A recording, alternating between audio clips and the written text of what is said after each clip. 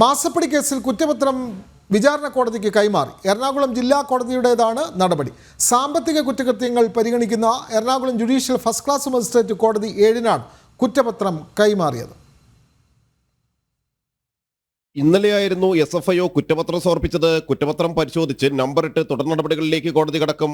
കുറ്റപത്രത്തിനൊപ്പം രാഷ്ട്രീയ നേതാക്കളുടെ പേരുകൾ ഉൾപ്പെട്ട ഡയറിയും SFIO കോടതിക്ക് നൽകിയിട്ടുണ്ട്. CMRL ഉദ്യോഗസ്ഥരുടെ ഡയറിയിലുള്ള പേരുകളാണ് കുറ്റപത്രത്തിനൊപ്പം സമർപ്പിച്ചിരിക്കുന്നത്. പ്രതികൾക്കെതിരെ 10 വർഷം വരെ തടവ് ശിക്ഷ ലഭിക്കാവുന്ന വകുപ്പുകളാണ് ചുമത്തിയത്. വീണ, CMRL MD ശശിധരൻ കർത്ത, CMRL ഫിനാൻസ് വിഭാഗം CGM P സുരേഷ് കുമാർ എന്നിവർക്കെല്ലാം എതിരായ പ്രോസിക്യൂഷനാണ് കേന്ദ്ര കമ്പനികാര്യ മന്ത്രാലയം അനുമതി നൽകിയിരുന്നത്. കമ്പനികാര്യ ചട്ടം 447 വകുപ്പാണ് ചുമത്തിയിട്ടുള്ളത്. കുറ്റപത്രം 2024 ജനുവരിയിലാണ് SFIO കേസ് ഏറ്റെടുത്തത്. മുഖ്യമന്ത്രിയുടെ മകൾ വീണ, ശശിധരൻ കർത്ത എന്നിവരെ ചോദ്യം ചെയ്തിരുന്നു.